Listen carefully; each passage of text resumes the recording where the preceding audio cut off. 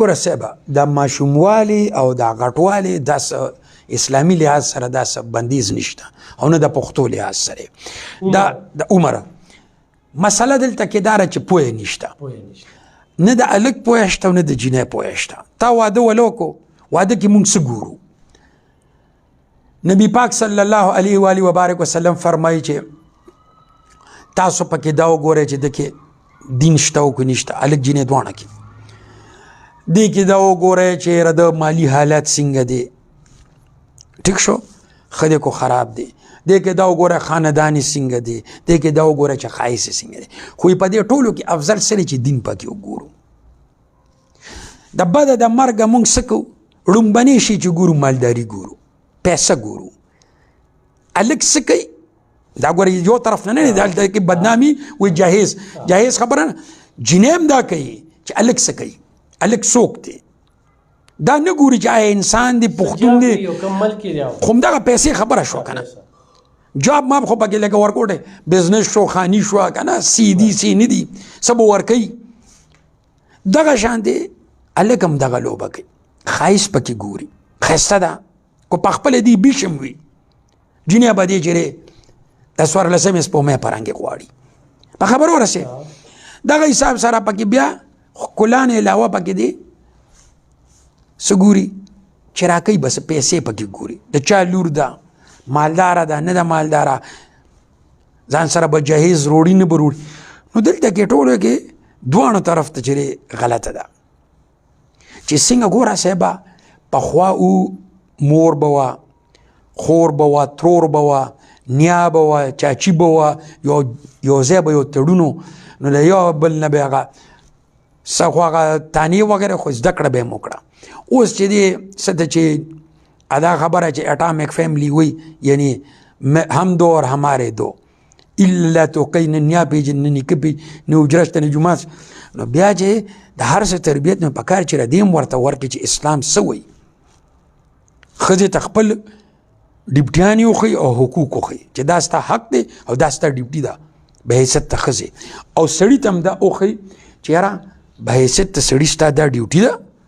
او دا دی حق دی په خبره ورسېږه لکه مثال به درکم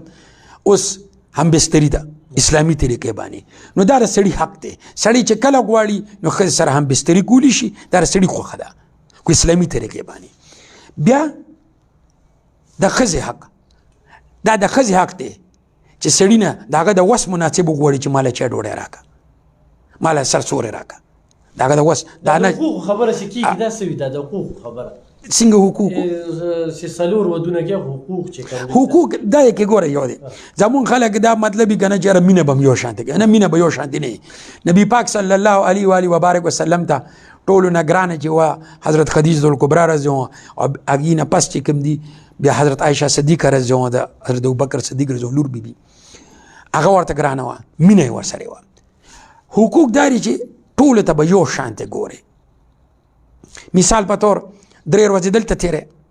نو 3 به هلته هم تېرې دغه حساب سره دوی له دې یو کمره کور ورکړی دی نو یو کمره به هغې له هم ورکوي مثال په طور دوی له میاشتې 10,000 خرچه ورکوي هغې بل له به هم د 10,000 خرچه دا حقوق دي نور ستا خوشحالي یوې ښځې سره زیاته راځي بلې سره کمه راځي دا فطرت دی اته نشي بدلولی ستا د اړه کار دی ستا د وسه بار دی او دا صرف په ښځې کې نه ښځې خو پردی نه راشي که نه په خپل سکه اولاد کې ستا بچي دي مثال په طور ستا 4 بچي دي لور به راباندې ګراني چا باندې زوی ګراني چا باندې مشر زوی ګراني چا باندې کشر زوی ګراني چا باندې چې لکه هر چا ډېر خلک چې هغه د زوی په ارمان باندې مړ شي ډېر وي چې یاره وي زامن مې ډېر دی چې یو لور مې وي نو دا خو د الله طرف نه یو سورة النساء کې هم دغه ذکر چې یاره څلور وکړه ته ښځې څلور وکړه ګوره سوره نساء کې ډېرې خبرې دي مسله مونږ څه ده مونږ داسې کو چې نیمګړی واخلو اسلام دغه ځای کې فرق راشي د سیاق و سباق نه به آزاد واخلو یو آیت را واخلو هدای شي دا داسې راګو زه تا کره درشم او زه تا ته یم چې الف خان وروره چی را باندې وشته او ته ماله چې چای پتی راوالي اوبه راوالي لکه چې څنګه شربت د کې وایي کې واچوي چې وسکه زه به وسکم زه به راته وایم دا ما پسې خندا وکړه چې زه تا نه غواړم نو ته هم پې پوهېږي ستا کور والا هم پې پوهېږي ستا نوکر هم پې پوهېږي چې یاره دې کې به پیم وي دې کې به چینی هم وي دې کې به پتیم وي دې کې به اوبه هم وي دا به په اور ګرمۍ هم دا به په پیالې کې چې په رکیبې کې به نه راکې دا رچو ټول دغه حل د اسلام هم دی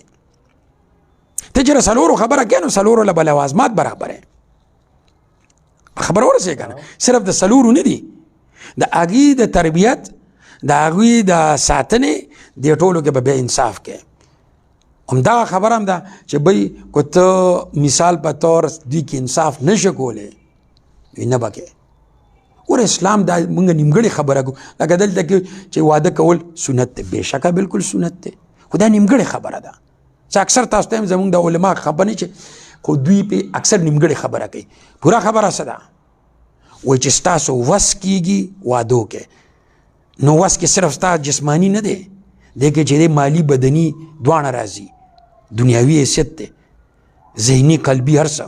نو یو وکړئ یو وکړئ دوه وکړئ درې وکړئ نهایته څلور وکړئ خو که ستاسو وس نه رسیږي جسمانی یو سړی کمزوري یا ذهني یو سړی کمزوري یا مالی یو سړی کمزوري یا نور څه مسلې مونږ ته معلومه نه یې نو تاسو وی روجي ونیسئ څه ونیسئ روجي ونیسئ وی دا ستاسو دپاره بهتره ده د دې ذکر دوی یو هم نه کوي د روجو هر یو وایي څلور دی او دغه دی نو ته چې کله پوره خبره وکړې نو پوهې ښځې به هم چې ښځې بیا دا وایي چې سنت خو نور هم ډېر دي که نه تاسو د یو سنت ته کار ویلی چې دویم واده وکړو ټیک وایي دلته کې کفر دی دویم واده ویل کور کې چې کفر نه دی کفر نه دی کفر نه دی ګوره څونه لانجه چې جوړه شوې ده طلاق شر چې زیاتېږي وجه څه ده یاره دی وایي چې دویم واده ګوره صاحب اسلام نه دی دغه ځای کې هم غلطي یې که نه اسلام وایي چې د شر ختمولو دپاره یعنی د الله د رضا شر ختمولو دپاره ته چې کم عمل کې دا فرض دی یا لکه اوس مثال په طور یو سړی دی دره کې بلکل نه لګي د لوږې مري نو غټ شر څه دی چې دی د لوږې مړ شي د دې نه کم شر څه دی چې دی مردار وخوري نو اسلام وایي چې دا غټ شر نه دی چې دا دی مکمل مړ شي دا حرام دی دی به ځان نه وجني دی به مرداره خوري یعنی خرم خوړی شي تر دې پورې چې د خپل چې نور درک نه لګي د خپل مړ رور غوښه هم خوړی شي هغه نه کمزور چې یعنی څلور کسان یو په هغې کې چې کم کمزوري نو کمزورې دوی خوړی شي ځان بچ کولو دپاره ځکه وایي چې غټ شر نه به ځان ساتي او ورکوټه شر به اپناوي ګورې ګایي له راځو جي عبدالله بن مبارک رضی الله تعالی عنه خو څه جي حج له را روان بېشکه جي او هغه چې دغه لی ورکړه چې زنانه وله هغه به بیا بل طرف ته وځو ټیک شو اخر باندې نو غټ شر نو صاحب چې اوس لکه مثال په طور یو سړی دی عذر هم نشته ښځه هم ده ټیک ده ښایسته نه ده دغه خو بچي هم دي د سخرګنۍ هم ښه خوشحاله دی هم ښه خوشحاله دی پلارګنۍ هم ښه خوشحاله ده بچي هم ښه خوشحاله او هسې ده کې یو ډت روچت شو چې یا پې چا دوکه کو یا یو ښځه وپسون او دې صرف د زړه خوشحالولو دپاره وایي چې زره زه خو دا واده کوم نه ضرورت شته یعنی بچي برابر دي ښه غټ دي زلمي دي ښځه هم ژوندی ده سخرګنۍ هم ته خوشحاله ده یا دې هم د سخرګنۍ نه خوشحاله دي پلارګنۍ هم ته خوشحاله او د هغې باوجود هسې د زړه هشماشۍ دپاره مستۍ دپاره یا زړه خوشحالولو دپاره یا په کاسې ګیر شو دی واده نو دا حرام دی دې اجازت نشته د دې اجازت نشته ځکه چې د یو ته خپل زړه خوشحالۍ او یو د هغې ښځې زړه خوشحالۍ هغې دپاره څومره ړونه ته هزارۍ د خپلې ښځې هزارۍ د بچو هزارۍ د خوا خسکر هزارۍ د اوښې دغه خینې هزارۍ د رور هزارۍ د کور هزارۍ نو اسلام تا ته وایي چې کله داسې حالات شي نو ته به چې کوم لږ شر وي هغه به اپناوی غټ شر به ختمی چې هغې ته ونه رسېږي لکه د دې بل مثال در کوم مثال په طور ښځه خاوند کې روغه راولي یا دوه وروڼو کې روغه راولي نو اسلام قرآن تا ته دا وایي چې الله جل جلاله تون لعنت په دروغجن وایي چې څوک دروغ وایي دروغ حرام شی دی دروغ به نه وی ته ګنې لعنتي شوې خو دې ځای کې اسلام تا ته به اجازت درکوي چې د ښځې خاوند روغه یا د دوه مسلمانانو روغه یا د خیر دپاره د دروغ ویلی شي دغه ټایم کې د دروغ ویل فرض دي روغه راولي غونډه راولي. نو دلته کې ما راته ووایي چې څنګه د اکثر د مونږ باندې دا خلک اعتراض کوي یاره ستاسو وکیلانو پته نه لګي وایي کله وایي دا ټیک دی او کله وایي دا غلط. نو هغه دوی پوهېږي نه، شریعت هم دا شی دی، حالاتو سره بدلیږي، حالاتو سره. او دا چې دی کلیام درې دی دغه ما تاسو ته خولم وه چې خیالات چې دی د حالاتو سره بدلیږي. خیالات چې کوم دی حالاتو سره بدلیږي. پوه شوې؟ لکه اوس مثال په طور تاسو ته ما لنډ د حالاتو سره بدلیږي، دا کلیه یاده کړئ. او دا شرم ده او دا قانون هم دی او دا په دې د دنیا روانه ده، خو دې کې به هم د الله رضا خلاف نه ځي. مثال په طور دا ما تاسو ته وختي مثال درکو چې یو سړی دی د لوږې مري، نو هغه ته د حرامو خوراک اجازت شته، خو د هغې سړي ته اجازت د حالات بدل شو که نه، دی د لوږې مري. خو که دی د لوږې نه مري او د وس رسي د حلالو، نو دی بیا د حرام نشي کولی. بیا بل مثال په دې موجوده دور نه در کوم، شناختی کارت دی لازم ملزوم شی دی، ټیک شو. رشوت ورکوونکي او رشوت اخیستونکي دواړه جهنمیان دي. اوس دلته کې چې دا کوم سړی شناختی کارت جوړوي دی مجبوره دی، کوم چې هغلته کې افسر ناست دی ظالم دی، دی مظلوم دی ظالم دی، او ورته خامخا ستا هر څه ټیک دي خو پیسې به راکې، رشوت به راکې. نو که دې دوران دا سړی چې کوم شناختی کارت جوړوي او د دا رشوت ورکو، نو په ده ګناه نشته، ځکه بله لار نشته. شناختی کارت حکومت ضرورت دی، د دنیا ضرورت دی، خو چې کوم افسر ناست دی هغه پیسې واخیستې، هغه مرداره وکړه، هغه حرام وکړه، نو هغه جهنم.